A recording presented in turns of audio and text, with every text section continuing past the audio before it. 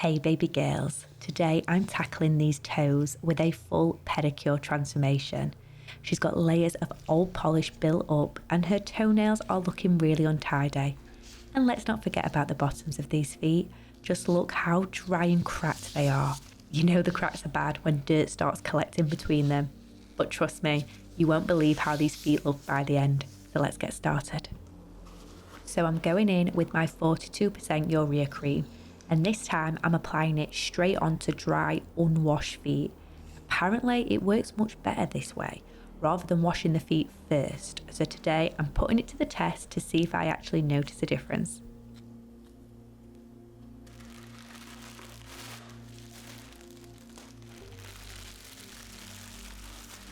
And don't be afraid to ask your client to lie on their stomach or their back during the treatment, depending on which area you're working on. You'll actually find you can reach everything way more easily, which means you can do a better, more thorough treatment.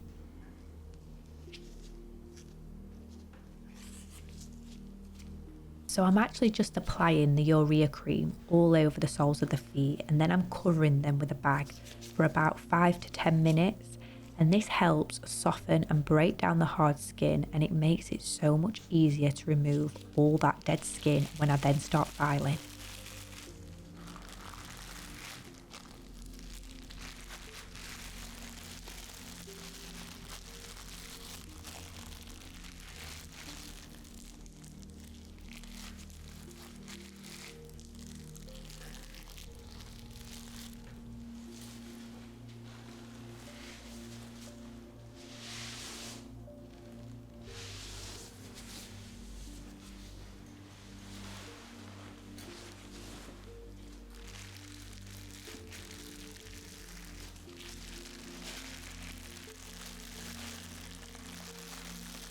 I always make sure to remove the urea cream with a warm damp flannel before I start filing.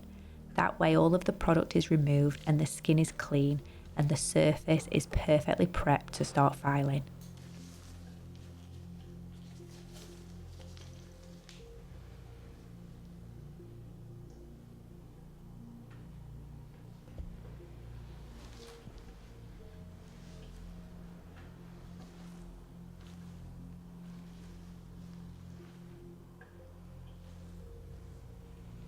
Now it's time for some good old-fashioned elbow grease, and I'm going in with my disposable foot file to start breaking down all of that hard skin and stubborn calluses.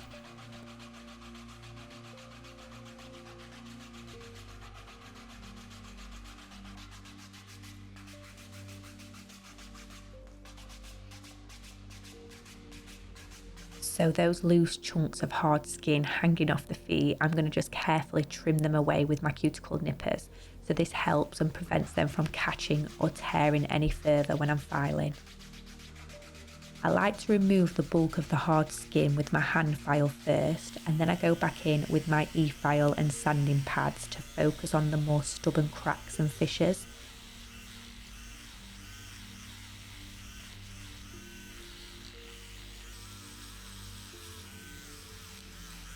And the product that I'm spraying now is just a foot sanitizer to clean the foot free from any dust.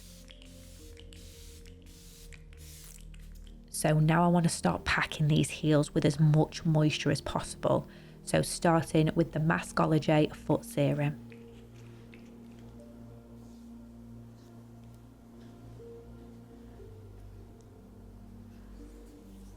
And I'm not being funny, we're not even 5 minutes into this video and these heels are already transformed. Just wait until you see the end.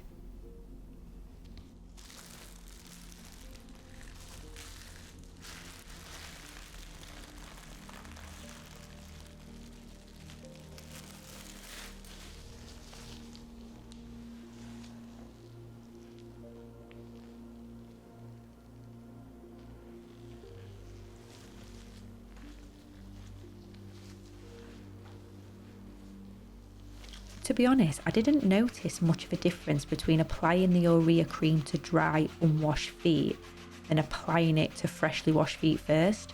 So if you prefer to wash the feet before, if that's like your usual flow, then I'd say go ahead because it didn't make much of a noticeable difference for me at all.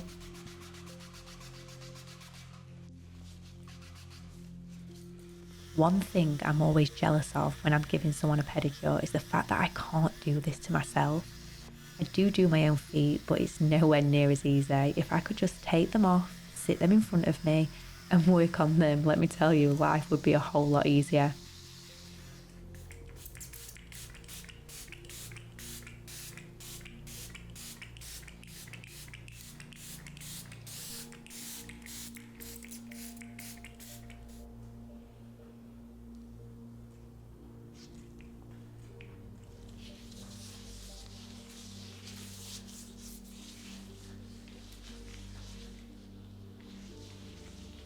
Also, I just hate people touching the bottoms of my feet.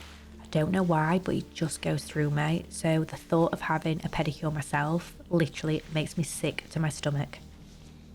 I did say I was packing in the moisture on those heels, so now I'm using the Callus Peel Moisture Cream, and it's a real thick moisturiser that penetrates deep into those cracks, which is going to really help to hydrate and soften the skin whilst I'm tackling the toes.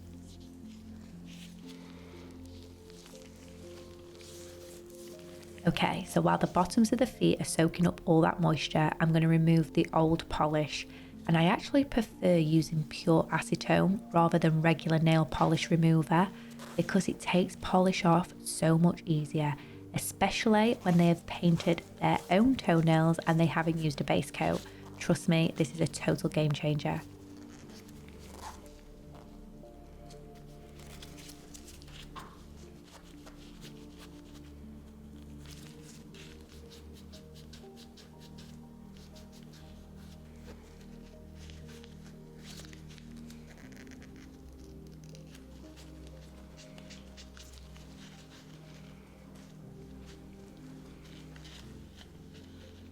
And now it's time to work on one foot, cutting all the toenails and then filing them into shape.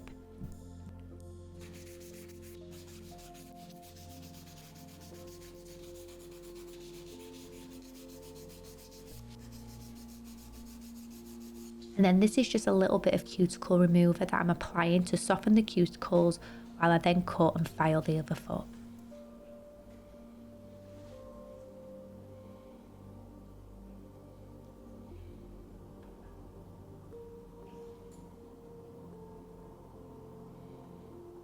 So I've recently gone back to using some of my really cheap nail cutters and nail cuticle nippers. I kid you not, I think these nail cutters were about £1 from a chemist 15 years ago, and they cut better than my really expensive professional ones. They may not look as pretty, but they do the job much better.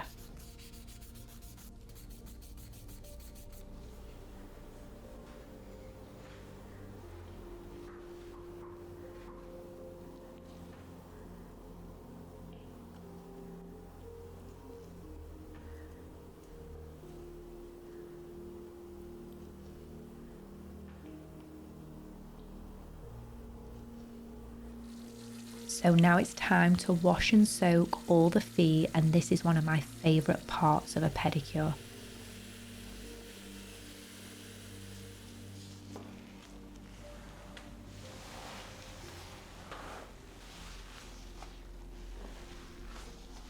So I'm actually using a little bit of a concoction for my foot exfoliators today. I'm mixing 1 part shea butter with 1 part OPI exfoliator. As much as I love the smell of the OPI exfoliator, I find it can be a little bit too drying on its own. So I always mix it with something that's really hydrating and moisturising. So I'm exfoliating the skin while still leaving it feeling soft and nourished afterwards.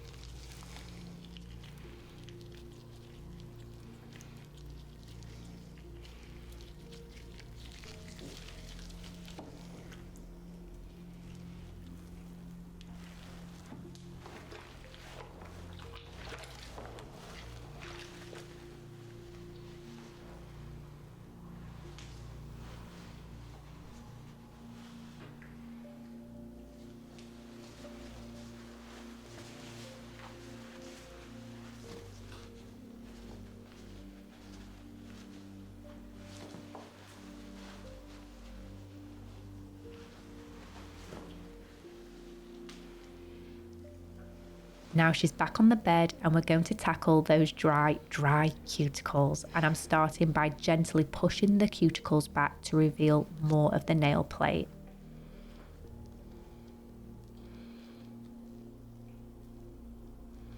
I remember a time when I worked at the salon where I felt I never had enough time to do this kind of work. We had 60 minutes to perform a luxury pedicure like this and paint the nails with gel, and this just wasn't enough time.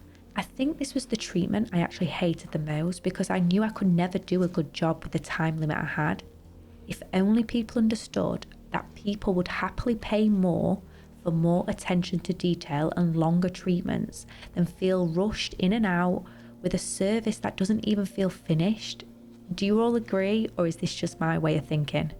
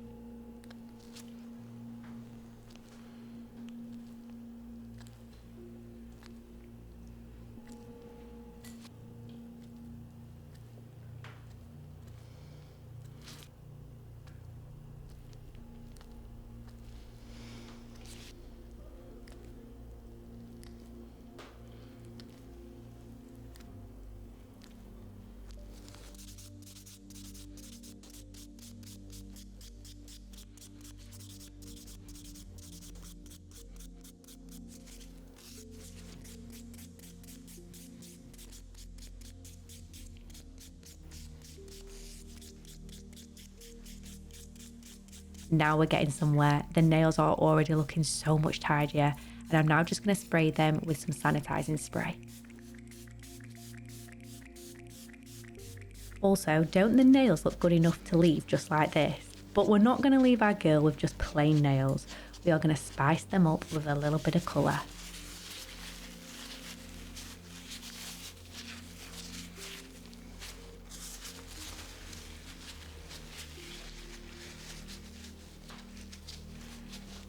So I've already applied the base coat, and now I'm applying the colour Hot Lips by the gel bottle.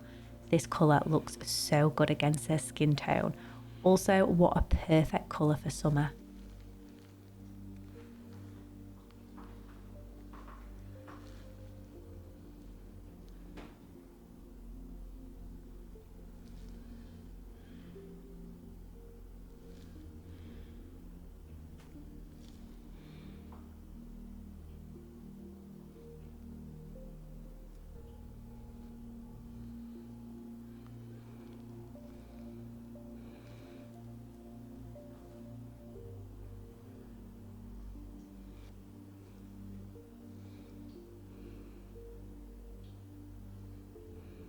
So if you're really struggling to get close to those cuticles, just take a little detail brush and push the polish up to those cuticles and you'll get a really nice precise line.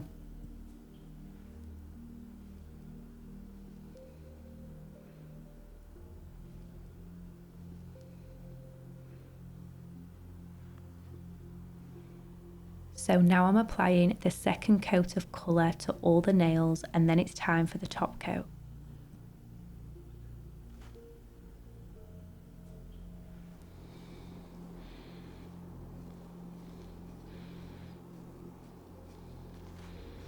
I think there's still loads of people out there who don't like to wear gel polish because they think it causes damage to their nails.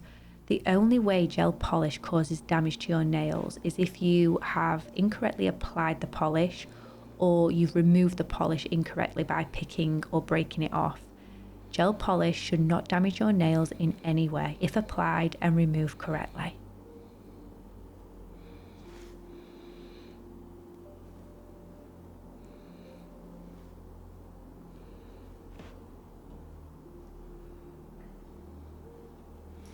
Oh, these nails are looking so gorgeous, and I'm now just going to apply a little bit of cuticle oil around the cuticles, and I actually try and avoid the nail plate because this can dull the nail polish immediately when it comes out of the machine. So doing it this way really does make those nails feel a bit shinier for longer.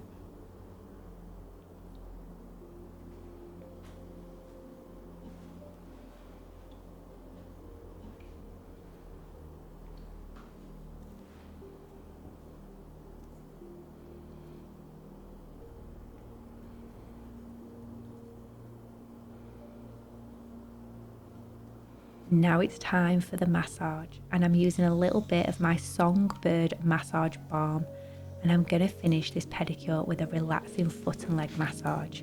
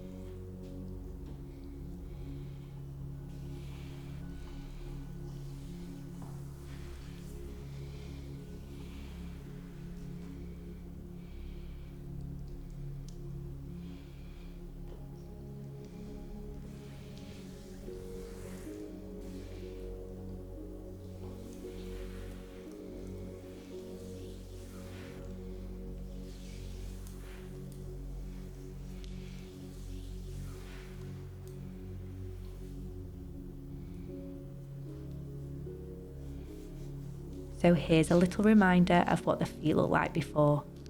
And just take a look at that after. I mean, they literally look like a completely different pair of feet. Those cracks and fissures have almost completely gone, and you can clearly see just how soft and smooth the skin looks. It's funny because I actually think the toenails aged her before. They looked like the toenails of a 70-year-old, and now they look like toenails of an 18-year-old. Honestly, what a transformation. I really hope you enjoyed this pedicure video. Please don't forget to like and subscribe, and I'll see you in the next one. Bye.